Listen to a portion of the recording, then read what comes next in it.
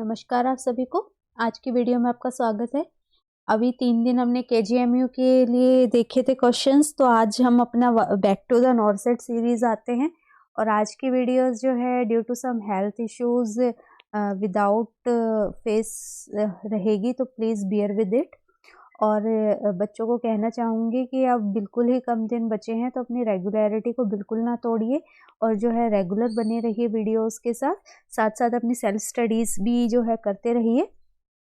और अगर किसी को अगर आपको कोई पर्टिकुलर टॉपिक की थ्योरी की क्लास चाहिए, तो आप मुझे बल्क में मैसेज कर सकते हैं। मैं थ्योरी सबकी तो लेना पॉसिबल नहीं होगा, लेकिन कोई ऐसा अगर टॉपिक है जिसमें बल्क में बच्चे चाह रहे हैं, तो वो थ्योरी मैं ले लूँगी इस क्लास को। तो आज जो हमारा पहले चल रहा था, वो हमारे 2 सिस्टम्स इकट्ठे चल रहे थे, haematology and oncology and immunology. तो आज उसकी लास्ट वीडियो है, 4th वीडियो। तो मैं यही कहना चाहूँगी कि अगर आपको वीडियो पसंद आ रही है तो लाइक कमेंट ज़रूर कीजिएगा, और चैनल नहीं सब्सक्राइब किया है तो सब्सक्राइब कर सकते हैं फॉर मोर वीडियोस। और जो अभी तक सिस्टम हो गए हैं, नए बच्चों को बताना चाहूँगी कि उनके लिए आप जो है प्लेलिस्ट में जाके देख सकते हैं।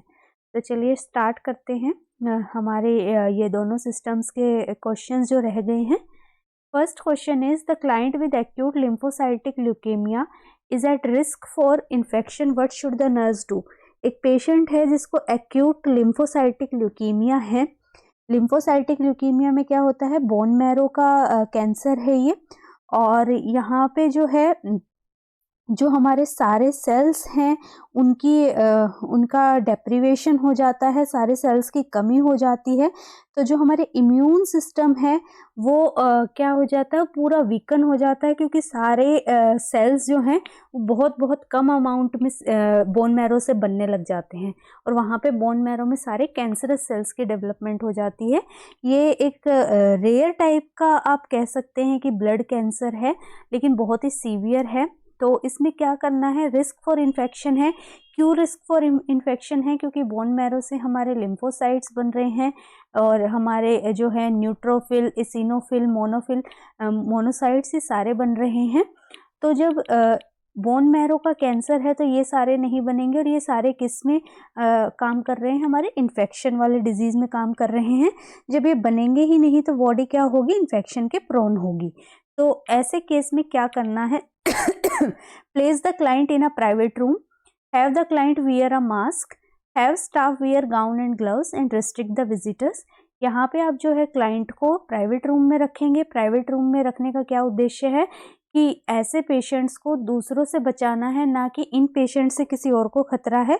तो पेशेंट से बचाने के लिए क्या करना है कि हमें इनको प्राइवेट रूम में रखना होगा, ताकि जो आउटसाइडर्स हैं उनको रेस्ट्रिक्ट करना होगा, विजिटर्स को। लेकिन जो सबसे मेन रहेगा वो प्राइवेट रूम में रखना रहेगा। और पेशेंट को मास्क पहनने की ज़रूरत नहीं है, बल्कि जो मिलने आ रहे हैं वो इन्फेक्शन का सोर्स है इनके लिए, तो वो मास्क पहने। Have the staff wear gown and gloves. Gown and gloves से कुछ नहीं है, मास्क सिंपली कैन वर्क। और रेस्ट्रिक्ट द विजिटर्स रेस्ट्रिक्ट करने हैं, लेकिन जो प्रायोरिटी रहेगी है प्राइवेट रूम में रखने के बाद। तो ए राइट आंसर होगा। Next, in assessing a client in early stage of chronic lymphocytic leukaemia, the nurse should determine if the client has. यहाँ पे जो लिम्फोसाइटिक ल्यूकीमिया है वो एक्यूट ऑनसेट थी, यहाँ क्रॉनिक है, लंबे समय से खिंच रहा है, एक जो है बॉडी में स्टेबिलिटी वाली कंडीशन है, क्रॉनिक कंडीशन है।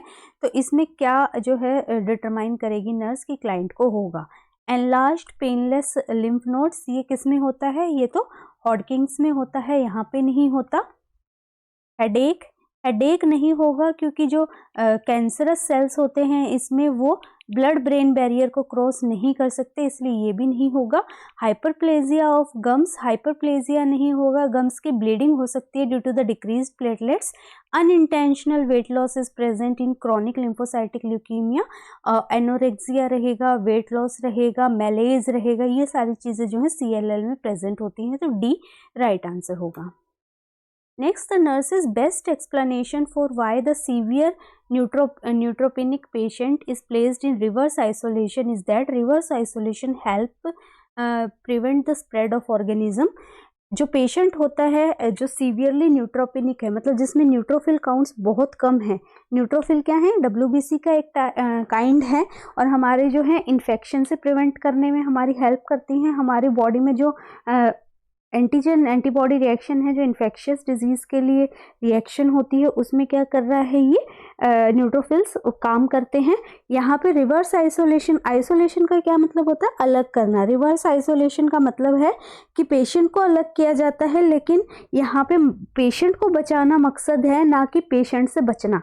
जैसे MRSA वाला पेशेंट है, मेथिसिलिन रेजिस्टेंट स्टेफाइलोकोकस, उसको भी आइसोलेशन में रखा जाता है। ट्यूबरकुलोसिस वाले पेशेंट को भी आइसोलेशन में रखा जाता है, लेकिन उन पेशेंट से दूसरों को खतरा होता है क्योंकि वो दूसरों को ऑर्गेनिज्म स्प्रेड कर सकते हैं।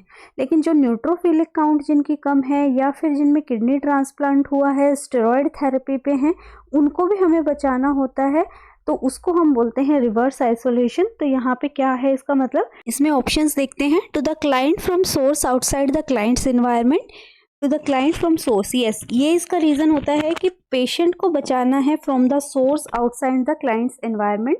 सो A is the right answer here, A.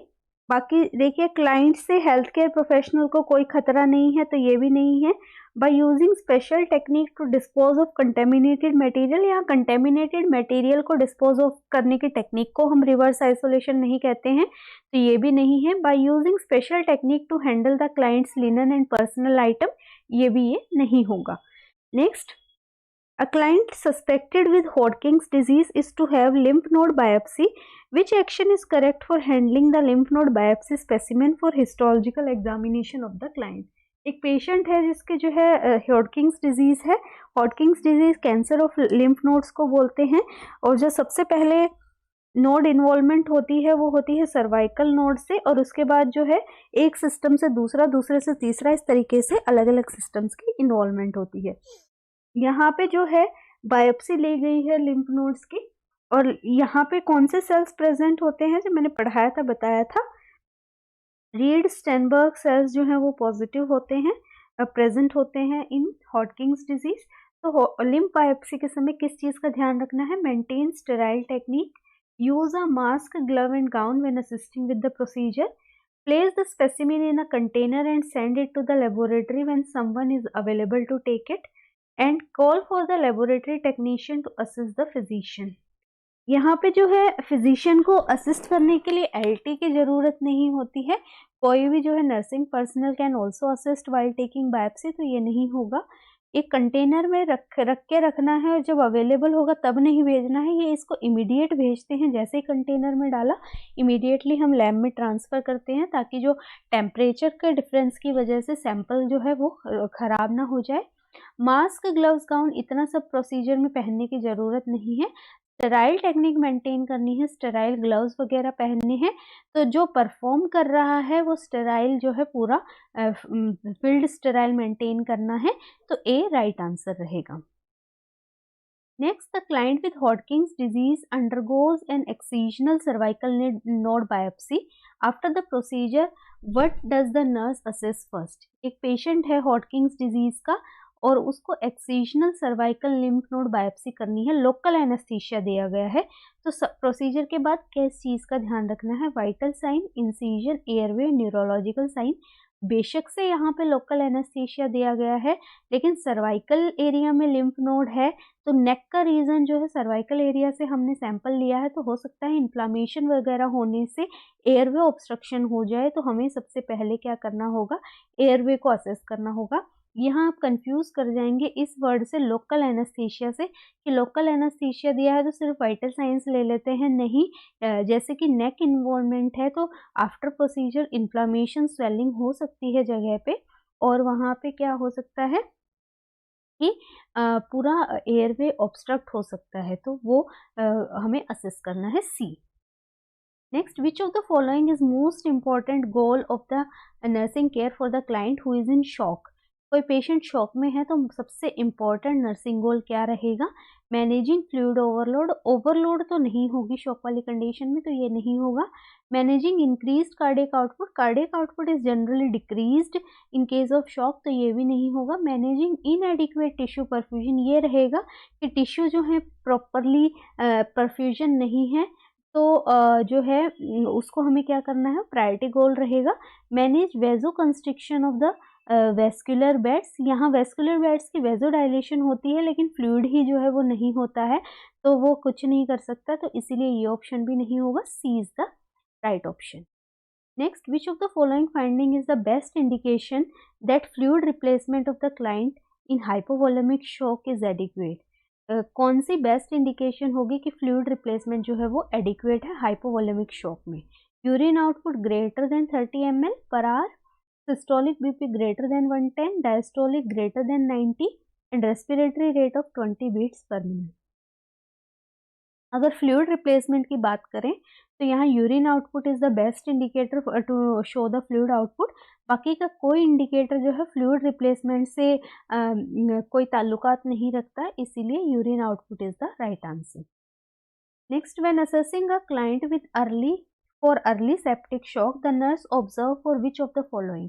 Septic shock है तो सबसे पहले कौन सा इसमें होगा, अर्ली केस में cool clammy skin, warm flushed skin, decrease systolic pressure and haemorrhage. यहाँ पे अगर अर्ली की बात करें तो अर्ली में वार्म फ्लश्ड स्किन होती है सेप्टिक शॉक में due to the vasodilatory effect. जो अर्ली स्टेज है वहाँ वेजोडाइलेटरी होता है और लेट स्टेज में जाके जो है वेजो कंस्ट्रिक्शन वाला इफेक्ट आता है, तो उस केस में लेट में कूल क्लैमी स्किन हो जाती है, लेट वाले में होती है ये सेप्टिक शॉक में, लेकिन अर्ली में जो है वार्म फ्लश्ड स्किन प्रेजेंट होती है due to the vasodilatory effect B. Next, which nursing intervention is most important in preventing septic shock. Septic shock है, हाइपोवोलेमिक नहीं है, तो कौन सी इंटरवेंशन जो है इंपॉर्टेंट रहेगी प्रिवेंट करने के लिए। Option A, administering IV fluid replacement therapy as ordered, ये हाइपोवोलेमिक में होगी ना कि सेप्टिक में, तो ये ऑप्शन नहीं होगा। Obtain vital sign every 4 hour for all client, ये जरूरी नहीं है कि सबके वाइटल साइंस हर शिफ्ट में जनरली लिए जाते हैं 8 आवर्स में, तो ये भी नहीं होगा।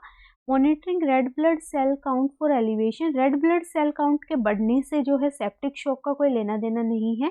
Then maintaining asepsis of the indwelling urinary catheter, ये रहेगा क्योंकि ये क्या होता है, मेजर सोर्स है किसका, नोजोकोमियल इन्फेक्शन का, तो और यही एक रूट है जिससे बहुत कॉमनली सेप्सिस हो सकता है अगर हम प्रॉपर उसको क्लीनिंग ना करें, प्रॉपर टेक्निक इंसर्शन की ना करें, प्रॉपर केयर ना करें, तो ये बहुत जल्दी जो है सेप्सिस में रिजल्ट कर सकता है, तो डी राइट आंसर होगा।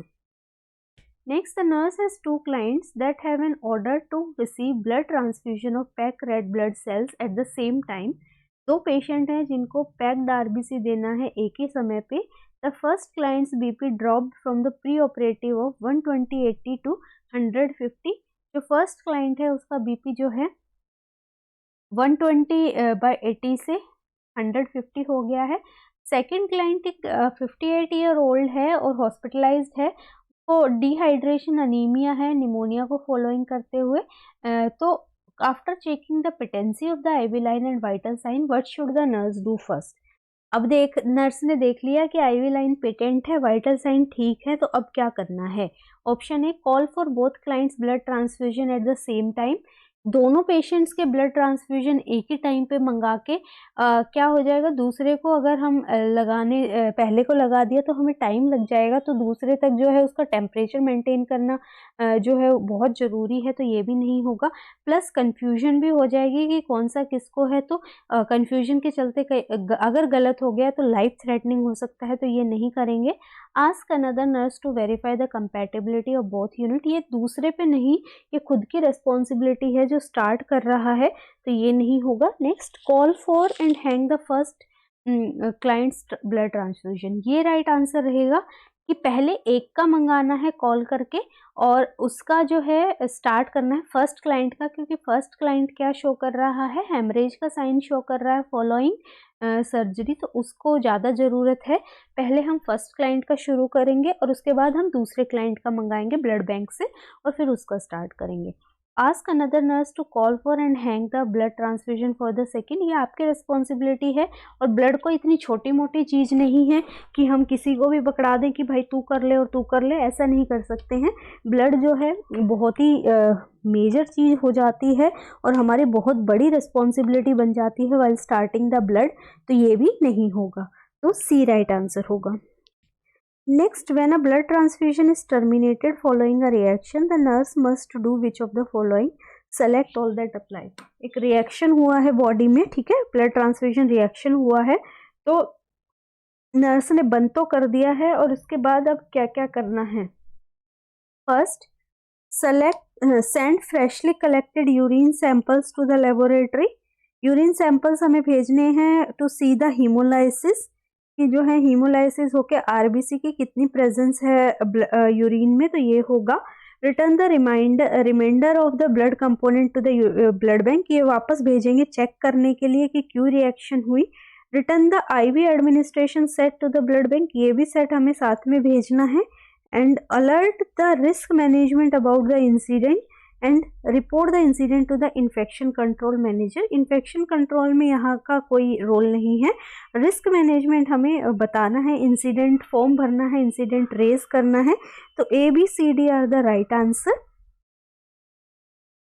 तो दिस वाज ऑल अबाउट हमारा इम्यून सिस्टम, हिमेटोलॉजी और ऑन्कोलॉजी हम कंप्लीट कर चुके हैं। अभी हम दूसरी क्लास स्टार्ट कर रहे हैं हमारी, जिसमें जो कि है हमारा मस्कुलोस्केलेटल सिस्टम। ये मस्कुलोस्केलेटल सिस्टम की हमारी फर्स्ट क्लास है और हम अगली कल की क्लास में जो है इसको कंप्लीट कर लेंगे। तो बने रहिए वीडियोस के साथ और अपनी मोटिवेशन नहीं छोड़नी है, जिसके लिए जो भी मोटिवेशन है उसको पकड़ के रखिए। सबसे बड़ा मोटिवेशन तो ये है कि जॉब लगते ही बहुत ही हेल्दी सैलरी है और किसी जॉब में आपको इतनी हेल्दी सैलरी नहीं मिलेगी। और जहां आप प्राइवेट में 4 महीने 5 महीने काम कर लेंगे तब आपकी 1 महीने की गवर्नमेंट सैलरी के बराबर होगी। और अगर आप कंपैरिजन करेंगे तो आपका वर्कलोड भी जो है प्राइवेट के मुकाबले बहुत ही कम होगा। और सबसे बड़ी बात, अगर आपकी परमानेंट जॉब है तो आप एक राजा हो जाते हैं कि आप जो है आपका कोई कुछ बिगाड़ नहीं सकता, बशर्ते कि आपने जो है पेशेंट की लाइफ के साथ ना खिलवाड़ किया हो। तो ये एक तरीके से आप मोटिवेशन फैक्टर अपना रख के चल सकते हैं। तो शुरुआत करते हैं मस्कुलोस्केलेटल सिस्टम की फर्स्ट वीडियो की। एक्सियल स्केलेटन कंसिस्ट ऑफ, हमारी बॉडी में जो है हम पूरे स्केलेटन सिस्टम को 2 तरीके से डिवाइड करते हैं। अगर हम अडल्ट बॉडी में बात करें तो टोटल बोन्स कितनी होती हैं हमारे अडल्ट की, सबको पता है ये तो 206 हड्डियां होती हैं, है ना। और इस 206 को हम 2 स्केलेटन में कवर करते हैं, एक्सियल एंड अपेंडिकुलर स्केलेटल। जो हमारा एक्सियल स्केलेटल होता है, ये देखिए, ये हमारा एक्सियल स्केलेटल है जहाँ पे हमारा फेस, हमारे रिब्स, हमारा ये पूरा जो है वर्टिब्रल कॉलम ये इन्वॉल्व होता है। इसको छोड़ के जो भी पार्ट बच गया वो होता है हमारा appendicular system.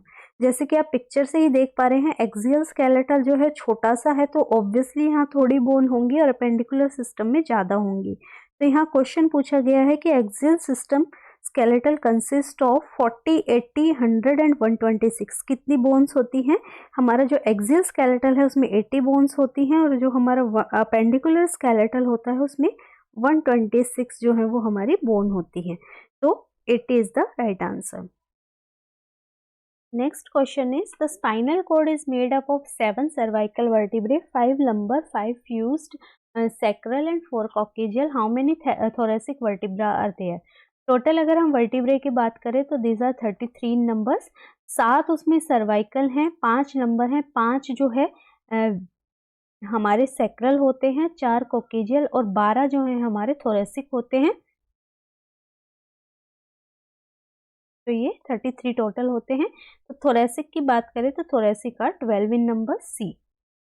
Next, the lateral curvature deviation of spine और वर्टिब्रल कॉलम इज कॉल्ड। जो स्पाइन होती है हमारी, अगर हम इस तरीके से नॉर्मल है तो थोड़ा सा जो है इस तरीके से शेप हो जाना, थोड़ा सा हल्का सा स्वे करना, एस शेप हो जाना, इसको लेटरल कर्वेचर बोलते हैं, डेविएशन ऑफ स्पाइन, और इसको हम स्कोलियोसिस टर्म करते हैं। काइफोसिस होता है जब हमारा जो है जो हमारा थोरेसिक वाला भाग है वो हमारा पीछे की तरफ हो जाता है, यहाँ पे हम्प बन जाता है, बफेलो हम्प बन जाता है, जिसको बोलते हैं डाउजर्स हम्प भी टर्म करते हैं।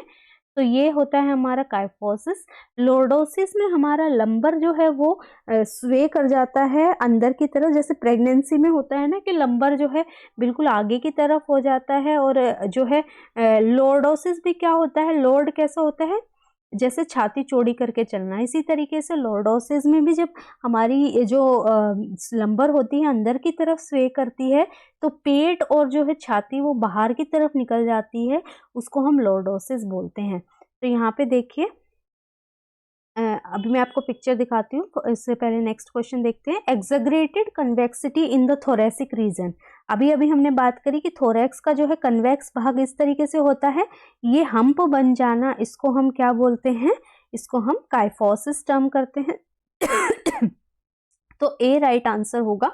ये देखिए यहाँ पे आपको समझ में आएगा। स्कोलियोसिस में जो हमारी सीधी वर्टिब्रल कॉलम ना होके हल्का सा डेविएशन यहाँ पे आ रहा है, स्पाइन सी शेप या एस शेप बन रही है, दिस इज स्कोलियोसिस। यहाँ काइफोसिस में ये थोरेसिक है, ये देखिए बाहर की तरफ हो गया है कर्व आउटसाइड, यहाँ एक हम्प बन गया है, बफेलो हम्प या इसको डाउजर्स हम्प भी बोलते हैं। तो ये होता है हमारा काइफोसिस। एंड लॉर्डोसिस में ये भाग अंदर की तरफ स्वे कर जाता है, स्वे बैक भी इसको हम बोलते हैं। तो ये जो है लॉर्डोसिस होता है। तो इस तरीके से हम इनको टर्म करते हैं। Next, the skull consist of how many bones, 14, 12, 22, 12 और 18। जो हमारा स्कल होता है उसमें 22 बोन्स होती हैं, जिसमें से क्रेनियल बोन्स जो हैं 8 होती हैं और फेशियल बोन्स जो हैं वो 14 होती हैं। तो इस तरीके से 22 ओवरऑल स्कल में बोन्स रहती हैं। Next, the smallest bone of the human body, stapes, phalanges, metacarpals and ziphus sternum। अगर सबसे छोटी बोन की बात करें तो वो स्टेप्स होती है जो कि ईयर में प्रेजेंट होती है। ईयर के भी कौन से भाग में, मिडल ईयर में प्रेजेंट होती हैं। मिडल ईयर में हमारी 3 बोन्स होती हैं, मैलियस, इनकस एंड स्टेप्स। तो स्टेप्स जो है पूरी ओवरऑल बॉडी में सबसे छोटी बोन होती है। Next, the recommended site for X-ray for bone determination, bone age determination of 11 to 12 year old child। अगर जो हमारी एक्सरे होते हैं ना उससे हम बोन एज को डिटरमाइन कर सकते हैं। जनरली आपने देखा होगा ना कि आफ्टर अगर हमें कोई डेड बॉडी भी मिल रही है तो उसका भी एक्सरे करके या फिर डीएनए सैंपल से भी उसका पता लग सकता है। एक्सरे से भी हम जो है एज को डिटरमाइन कर सकते हैं। तो 11-12 साल का बच्चा है, उस केस में हम कहाँ की साइट जो है लेंगे बोन एज डिटर्मिनेशन के लिए, elbow and hip, foot and ankle, shoulders and hand and wrist. यहाँ पे जो है हैंड्स और रिस्ट की जो बोन्स हैं वहाँ पे हम रिकमेंडेड साइट रहती है 11 to 12 ईयर्स एज ग्रुप में for bone age determination D. Next, elderly women are more prone to develop hip fracture due to. Elderly women में ज़्यादा हिप फ्रैक्चर क्यों होता है? Option A decreased oestrogen secretion, B increased bone density, C increased calcium absorption and D sedentary lifestyle. यहाँ bone density तो नहीं बढ़ती है तो ये भी नहीं होगा, कैल्शियम एब्जॉर्प्शन बढ़े तो क्यों फ्रैक्चर होए तो ये भी नहीं होगा, लाइफस्टाइल सबका सेडेंट्री हो ये ज़रूरी नहीं है, लेकिन सब जो है हिप फ्रैक्चर के प्रोन होती है ये ज़रूरी है। तो क्यों? क्योंकि डिक्रीज एस्ट्रोजन हो जाता है मेनोपॉज के बाद, तो पोस्ट मेनोपोजल जो है इस चीज़ का खतरा सबसे ज़्यादा रहता है due to decrease oestrogen production. क्योंकि एस्ट्रोजन हमारी बॉडी में जो है कैल्शियम के एब्जॉर्प्शन में हेल्प करता है और बोन को स्ट्रेंथन करने के काम करता है। तो जब एस्ट्रोजन चला जाता है तो क्या होगा, एस्ट्रोजन के जाने के बाद जो बोन्स है वो बहुत ही सॉफ्ट हो जाती हैं, वीक हो जाती है, जिसकी वजह से प्रोन टू फ्रैक्चर हो जाती हैं। और हिप फ्रैक्चर इसलिए होता है क्योंकि हिप जो है हमारी पूरी बॉडी का भार लेते हैं और फिर जो है इतने जब वीक हो जाते हैं तो वहाँ पे फ्रैक्चर होने के चांसेस बहुत ज़्यादा बढ़ जाते हैं। तो ए राइट आंसर होगा। Next Colles fracture is fracture of, Colles fracture किसको बोलते हैं? Distal end of same species, then proximal end of radius, distal end of radius and shaft of humerus. ये डिस्टल एंड ऑफ रेडियस, जो हमारी radius hand की bone है, distal होता है अवे फ्रॉम द बॉडी, मतलब हैंड से जो एल्बो से दूर वाला पार्ट होगा उसमें ये फ्रैक्चर होता है कॉलेज फ्रैक्चर। ये देखिए दो टर्म होती हैं, college fracture and Smith fracture, ये दोनों ही हमारे डिस्टल एंड ऑफ रेडियस के फ्रैक्चर होते हैं। कॉलेज फ्रैक्चर में जो है आउटवर्ड मूवमेंट हो जाती है बोन के टूट के, और स्मिथ फ्रैक्चर में जो रेडियस है उसकी इनवर्ड मूवमेंट हो जाती है। तो यही दोनों में मूवमेंट का फर्क है, पोजीशनिंग का फर्क है, अदरवाइज दोनों को ही हम डिस्टल एंड ऑफ रेडियस का फ्रैक्चर कहते हैं। तो सी राइट आंसर होगा। और इसको भी आप याद कर लीजिए कि स्मिथ फ्रैक्चर भी यही है, लेकिन ये इनवर्ड अगर इसमें हो जाता है तो वो स्मिथ है। Next, a 4.5-year-old child brought to emergency department with fractured tibia. The nurse knows that the child of this age, the most frequent encounter type of fracture is classified as. एक 4.5 साल का बच्चा है, emergency department में लाया गया है। इस एज में कौन सा फ्रैक्चर सबसे ज़्यादा कॉमन होता है? Transverse, committed, compound and green stick. ये कमिटेड नहीं है, कम्यूटेड फ्रैक्चर है। ट्रांसवर्स, अगर मैं ये बोन की बात करूं तो ट्रांसवर्स फ्रैक्चर जो है कंप्लीट बोन में जो है फ्रैक्चर को हम ट्रांसवर्स फ्रैक्चर टर्म करते हैं। कम्यूटेड फ्रैक्चर का मतलब है जहां पे 2-3 पार्ट जो है ब्रेक हो जा, बोन जो है टूट के 2-3 भाग में डिवाइड हो जाती है, लेकिन ये फ्रैक्चर्ड साइड के पास ही प्रेजेंट होती है। कंपाउंड फ्रैक्चर को हम ओपन फ्रैक्चर भी बोलते हैं, जहाँ पे बोन की अगर बात करें तो बोन का एक एंड जो है वो टूट के बाहर की तरफ स्किन से बाहर निकल जाता है, ओपन फ्रैक्चर। या दूसरा होता है हमारा क्लोज्ड फ्रैक्चर, जिसको हम सिंपल फ्रैक्चर भी टर्म करते हैं। उसमें बोन जो है टूटती है लेकिन बाहर नहीं निकलती, ठीक है, सिंपल और closed fracture. Green stick fracture होता है, अगर एक कभी आपने डंडा देखा होगा, अगर हम डंडे को मोड़ते हैं ना तो जो डंडे का आउटर पार्ट होता है, अगर ये डंडा है तो पहले वो ब्रेक होता है, पीछे का पार्ट जो है कई बार और फोर्स लगाना पड़ता है उसको ब्रेक करने के लिए। तो इसी तरीके से कोई भी चीज़ अगर हम मोड़ते हैं तो वो पूरी टूटने से पहले पहले जो ऊपर वाली सतह होती है उसकी वो क्रैक होती है। ग्रीन स्टिक में भी यही होता है। ग्रीन स्टिक फ्रैक्चर को हम इनकम्प्लीट फ्रैक्चर भी बोलते हैं। यहाँ पे हड्डी इतनी मुड़ जाती है कि टूटने की नौबत आ जाती है, लेकिन वो पूरी ना टूट के उसका जो ऊपर वाला भाग है हड्डी का सिर्फ वही टूटता है। और बच्चों में सबसे कॉमनेस्ट टाइप का fracture is green stick fracture, जो कि चिल्ड्रंस में प्रेजेंट होता है। तो डी राइट आंसर होगा। Next, which of the following is a relevant clinical feature in a patient with fracture of neck of femur. अगर neck of femur में fracture है तो कौन सा जो है फीचर प्रेजेंट होगा? Abduction with internal rotation, adduction with external rotation, shortening of affected extremity and lengthening of affected extremity with internal rotation.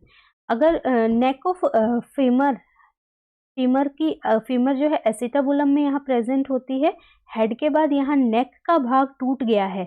नेक का भाग टूटेगा तो ऑब्वियसली जो लेंथ थी वो कैसी हो जाएगी? शॉर्ट हो जाएगी। जरूर ये नेक का भाग टूट के हो सकता है अलग भी हो गया हो या कुछ भी हो सकता है, तो उस वजह से जो हमारी जो बोन की एक्सट्रीमिटी की लेंथ दिखाई देगी वो अफेक्टेड एक्सट्रीमिटी आपको शॉर्टन दिखाई देगी। तो सी राइट आंसर होगा। नेक्स्ट, विच फ्रैक्चर और dislocation in infant gives Allis sign. Allis sign होता है कि जब हम सुपाइन लिटा के दोनों घुटनों को फ्लेक्स कराते हैं 90 डिग्री पे और फिर ये देखते हैं कि दोनों की लेंथ जो है वो सेम है या नहीं है। एलिस साइन जो है किसके फ्रैक्चर या डिसलोकेशन के लिए होता है? हेड ऑफ फीमर देखने के लिए, डेवलपमेंटल डिस्प्लेजिया ऑफ हिप देखने के लिए, डिसलोकेशन ऑफ फीमर हेड देखने के लिए, या ऑल ऑफ द अबव।